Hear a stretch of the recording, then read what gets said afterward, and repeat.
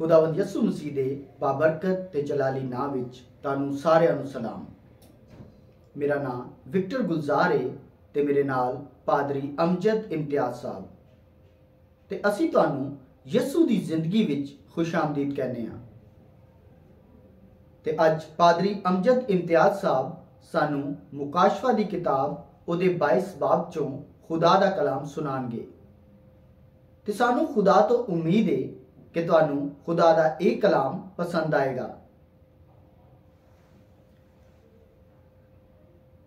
ते जिन्नी देर कलाम होवे साडे नाल रहा जे ते अखीर ते असी तुहानू एक किताब फ्री देंगे।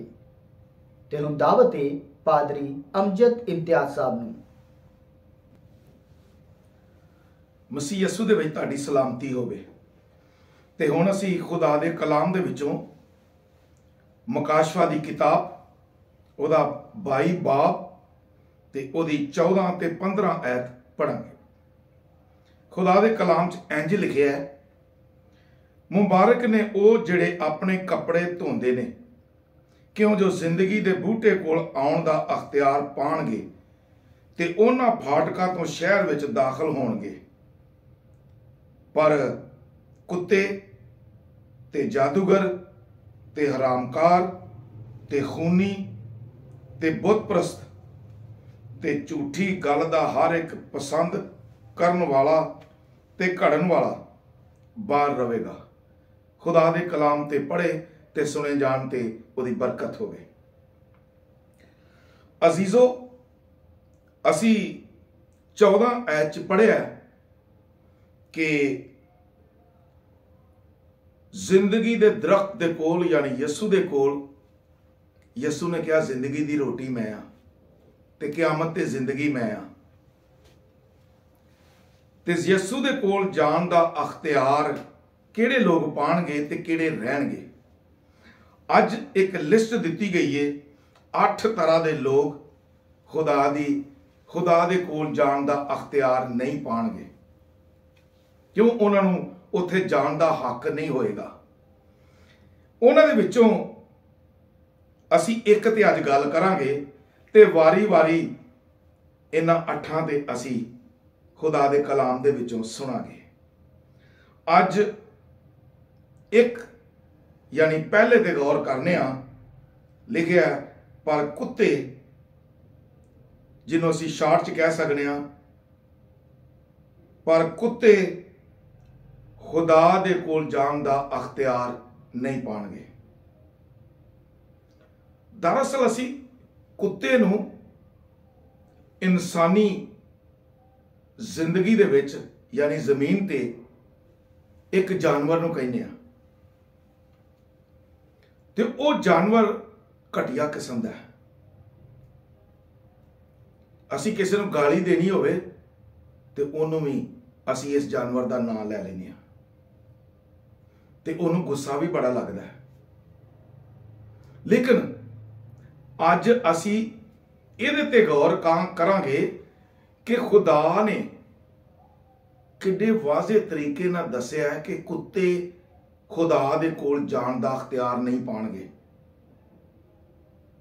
ये कुत्ते कौन ने? खुदा ते इंसानां नाल गल करदा है, खुदा ते तमसीलां च गल करदा है। ये कुत्तियां दी तमसील या कुत्तियां दा इशारा किधर है? जरा गौर नाल समझो। कुत्ता जदों कहने आ ते वो गाली भी हुंदी है, लेकिन कुत्ता एक वफादार जानवर है ते पालतू जानवर है ते कट्टण वाला भी है। ते जदों बहुते सारे कुत्ते हो जांदे ने ते उन्हां नूं सारे लोग उन्हां तो डरदे ने। क्यों? वो कट्ठे होए हुंदे ने ते जिधर जाते ने चीर फाड़ करते जाते हैं, नुकसान पहुंचाते जाते हैं, जख्मी करते जाते हैं। खुदा दे कलाम दा इशारा यानी खुदा किधर इशारा करता है? वो इंसान जिहड़ा कुत्ते वांगू काम करता है, जिहड़ा इस दुनिया ते रह के लोकां दे अंदर मुहब्बत नहीं रहन देंदा, जिहड़ा चीर फाड़ करता है, ਜਿਹੜਾ ਕੱਟਦਾ ਜ਼ਖਮੀ ਕਰਦਾ ਉਹਨੂੰ ਉਹਦੇ ਨਾਲ ਲੜਾ, ਉਹਨੂੰ ਉਹਦੇ ਨਾਲ ਤੰਗ ਕਰ, ਉਹ ਤੇ ਉਹ ਇਲਜ਼ਾਮ ਲਾ, ਉਹਦੇ ਤੇ ਉਹ ਇਲਜ਼ਾਮ ਲਾ, ਤਿੱਤਰ ਬਿੱਤਰ ਕਰ ਦਿੰਦਾ, ਯਾਨੀ ਲੋਕਾਂ ਨੂੰ ਇਕੱਠਿਆਂ ਨਹੀਂ ਰਹਿਣ ਦਿੰਦਾ। ਜਦੋਂ ਲੋਕਾਂ ਨੂੰ ਜ਼ਖਮੀ ਕਰਦਾ ਤੇ ਜ਼ਖਮੀ ਦਾ ਮੁਰਾਦ, ਜ਼ਖਮੀ ਨੂੰ ਜਾਣਨ ਲਈ ਅਸੀਂ ਇਹ ਵੀ ਕਹਿ ਸਕਦੇ ਹਾਂ ਕਿ ਉਹਨਾਂ ਦੇ ਦਿਲ ਤੋੜਦਾ ਹੈ, ਅੰਦਰੋਂ ਉਹਨਾਂ ਦਾ ਦਿਲ ਟੁੱਟਦਾ ਹੈ, ਕਈਆਂ ਨੂੰ ਠੋਕਰ ਲੱਗਦੀ ਹੈ, ਇਸ ਲਈ ਕਿ ਇਹ ਕੰਮ ਅਬਲੀਸ ਦਾ ਹੈ, ਸ਼ੈਤਾਨ ਦਾ ਕੰਮ ਹੈ ਜਦੋਂ ਉਹ ਬੰਦਾ ਕਰਦਾ ਹੈ। ਤੇ ਖੁਦਾ ਇੰਜ ਦੇ ਲੋਕਾਂ ਲਈ ਕਹਿੰਦਾ ਵੇ ਕਿ ਇਹ ਖੁਦਾਵੰਦ ਯਿਸੂ ਮਸੀਹ ਦੇ ਕੋਲ ਜਾਣ ਦਾ ਅਖਤਿਆਰ ਨਹੀਂ ਪਾਣਗੇ। ਇਹ ਬੜੀ ਗੱਲ ਪਤੇ ਦੀ ਹੈ, ਬੜੀ ਸਮਝਣ ਵਾਲੀ ਹੈ ਕਿ ਕੁਝ ਲੋਕ ਯਿਸੂ ਮਸੀਹ ਦੇ ਪੈਰੋਕਾਰ ਹੁੰਦਿਆਂ ਹੋਇਆਂ, ਯਿਸੂ ਮਸੀਹ ਦਾ ਕੰਮ ਕਰਦਿਆਂ ਹੋਇਆਂ ਵੀ ਚੀਰ ਫਾੜ ਕਰਦੇ ਨੇ, ਇੱਕ ਦੂਸਰੇ ਨੂੰ ਦੁੱਖ ਦਿੰਦੇ ਨੇ ਕਿ ਦੂਜਾ ਅੰਦਰੇ ਅੰਦਰ ਰੋਂਦਾ ਰਹਿੰਦਾ ਹੈ ਕਿ ਖੁਦਾ ਦਾ ਕਲਾਮ ਉਹਨੂੰ ਇਹ ਗੱਲ ਦੱਸਦਾ, ਸਾਨੂੰ ਸਾਰਿਆਂ ਨੂੰ ਦੱਸਦਾ ਹੈ ਕਿ ਬਰਦਾਸ਼ਤ ਕਰੋ, ਹਰ ਚੀਜ਼ ਸਵੋ, ਕਿਉਂਕਿ ਖੁਦਾ ਦਾ ਕਲਾਮ ਇਹ ਵੀ ਕਹਿੰਦਾ ਜਿਹੜਾ ਆਖਰ ਤੱਕ ਸਵੇਗਾ ਜ਼ਿੰਦਗੀ ਦਾ ਤਾਜ ਹੋਈ ਪਾਏਗਾ। ਤੇ ਜਿਹੜੇ ਦੁੱਖ ਦਿੰਦੇ ਨੇ, ਜਿਹੜੇ ਜ਼ਖਮੀ ਕਰਦੇ ਨੇ, ਜਿਹੜੇ ਠੋਕਰ ਮਾਰਦੇ ਨੇ, ਤੇ ਫਿਰ ਉਹਨਾਂ ਲਈ ਖੁਦਾ ਕਹਿੰਦਾ ਕਿ ਇਹ ਯਿਸੂ ਮਸੀਹ ਦੇ ਕੋਲ ਜਾਣ ਦਾ ਅਖਤਿਆਰ ਨਹੀਂ ਰੱਖਦੇ, ਨਹੀਂ ਪਾਣਗੇ। ਜਿੰਨੀਆਂ ਮਰਜ਼ੀ ਦੁਆਵਾਂ ਕਰ ਲੈਣ, ਜਿੰਨਾ ਮਰਜ਼ੀ ਕਰ ਲੈਣ, ਲੇਕਿਨ ਉਹਨਾਂ ਦੇ ਅੰਦਰੋਂ ਅਗਰ ਇਹ ਗੁਨਾਹ ਨਹੀਂ ਨਿਕਲਦਾ ਤੇ ਸਮਝ ਲਓ ਉਹਨਾਂ ਦੇ ਅੰਦਰ ਮੁਹੱਬਤ ਨਹੀਂ, ਤੇ ਜੇ ਮੁਹੱਬਤ ਨਹੀਂ ਤੇ ਖੁਦਾ ਨਹੀਂ, ਮੁਹੱਬਤ ਨਹੀਂ ਤੇ ਯਿਸੂ ਨਹੀਂ। ਲੇਕਿਨ ਜਿਹੜੇ ਸਮਝਦਾਰ ਲੋਕ ਨੇ, ਕੁਝ ਉਹ ਕੀ ਕਰਦੇ ਨੇ, ਸਮਝਦਾਰ ਲੋਕ ਉਹਨਾਂ ਤੋਂ ਕਿਨਾਰਾ ਕਰਦੇ ਨੇ, ਪਾਸੇ ਹੋ ਜਾਂਦੇ ਨੇ ਕਿ ਅਸੀਂ ਇਹਨਾਂ ਤੋਂ ਪਾਸੇ ਹੋ ਜਾਈਏ। ਕਿਉਂ? ਇਹ ਜ਼ਖਮੀ ਕਰਨ ਵਾਲੇ ਤੇ ਦੁੱਖ ਦੇਣ ਵਾਲੇ ਨੇ ਤੇ ਉਹ ਨੁਕਸਾਨ ਪਹੁੰਚਾਉਂਦੇ ਨੇ। ਯਿਸੂ ਮਸੀਹ ਦੇ ਕੋਲ ਫਕੀਰ ਤੇ ਫਰੀਸੀ ਉਹਦੇ ਤੇ ਇਲਜ਼ਾਮ ਲਾਉਣ ਲਈ ਆਉਂਦੇ ਸਨ ਕਿ ਅਸੀਂ ਦੀ ਕਮੀ ਫੜੀਏ, ਇਹਦੀ ਕੋਈ ਗੱਲ ਫੜੀਏ ਤੇ ਇਹਨੂੰ ਜ਼ਖਮੀ ਕਰੀਏ, ਇਹਨੂੰ ਦੁੱਖ ਦਈਏ। ਲੇਕਿਨ ਯਿਸੂ ਮਸੀਹ ਬੜੇ ਸਮਝਦਾਰੀ ਨਾਲ ਚੱਲਦੇ ਸਨ।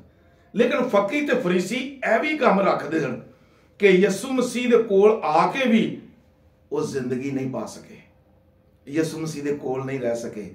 ਤੇ ਅੱਜ ਮੈਂ ਉਹਨਾਂ ਲੋਕਾਂ ਨੂੰ ਅੱਜ ਖਾਸ ਗੱਲ ਦੱਸਣਾ ਚਾਹਨਾ ਵਾਂ ਜਿਹੜੇ ਇੰਜ ਦਾ ਕੰਮ ਕਰਦੇ ਨੇ, ਜਿਹੜੇ ਕੁੱਤਿਆਂ ਵਾਂਗੂ ਜ਼ਿੰਦਗੀ ਬਸਰ ਕਰਦੇ ਨੇ ਪਏ। ਉਹਨਾਂ ਅੱਗੇ ਦਰਖਾਸਤ ਕਰਨਾ ਕਿ ਇਹ ਕੰਮ ਛੱਡੋ ਤੇ ਖੁਦਾਵੰਦ ਦੇ ਤਾਬੇ ਹੋਵੋ ਤੇ ਅੱਛੀ ਜ਼ਿੰਦਗੀ ਬਸਰ ਕਰੋ। ਲੜਾਈਆਂ ਝਗੜੇ ਤੇ ਹਸਦ ਕਰਨਾ ਛੱਡ ਦਵੋ ਤੇ ਜ਼ਖਮੀ ਕਰਨਾ ਛੱਡ ਦਵੋ ਤੇ ਆਪ ਵੀ ਖੁਦਾ ਦੇ ਕੋਲ ਆਵੋ, ਯਿਸੂ ਦੇ ਕੋਲ ਆਵੋ ਤੇ ਦੂਜਿਆਂ ਨੂੰ ਵੀ ਆਉਣ ਦਿਓ। ਖੁਦਾ ਤੁਹਾਨੂੰ ਬਰਕਤ ਦੇਵੇ।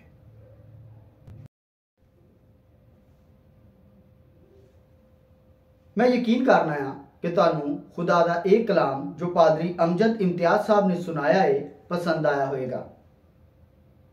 ਤੇ ਹੁਣ ਅਸੀਂ ਤੁਹਾਨੂੰ ਇਹ ਕਹਿੰਨੇ ਆ ਕਿ ਭਈ ਇਹ ਕਲਾਮ ਦੂਜਿਆਂ ਨੂੰ ਵੀ ਦੱਸੋ ਤਾਂ ਕਿ ਦੂਜਿਆਂ ਨੂੰ ਵੀ ਫਾਇਦਾ ਹੋਵੇ। ਤੇ ਅਗਰ ਤੁਸੀਂ ਸਾਨੂੰ ਈਮੇਲ ਕਰੋਗੇ ਤੇ ਅਸੀਂ ਤੁਹਾਨੂੰ ਯਿਸੂ ਦੀ ਜ਼ਿੰਦਗੀ ਦੀ ਕਾਪੀ ਘੱਲਾਂਗੇ। ਸਾਡੇ ਕੋਲ ਅੰਗਰੇਜ਼ੀ, ਉਰਦੂ ਤੇ ਪੰਜਾਬੀ ਜ਼ੁਬਾਨ ਵਿੱਚ ਕਾਪੀਆਂ ਮੌਜੂਦ ਨੇ ਤੇ ਸਾਡਾ ਈਮੇਲ ਹੈ jcdcpk@gmail.com। ਇੱਕ ਵਾਰੀ ਫਿਰ ਯਿਸੂ ਦੀ ਜ਼ਿੰਦਗੀ ਨੂੰ ਸੁਣਨ ਦਾ ਸ਼ੁਕਰੀਆ। ਖੁਦਾਵੰਦ ਤੁਹਾਨੂੰ ਬਰਕਤ ਦੇ।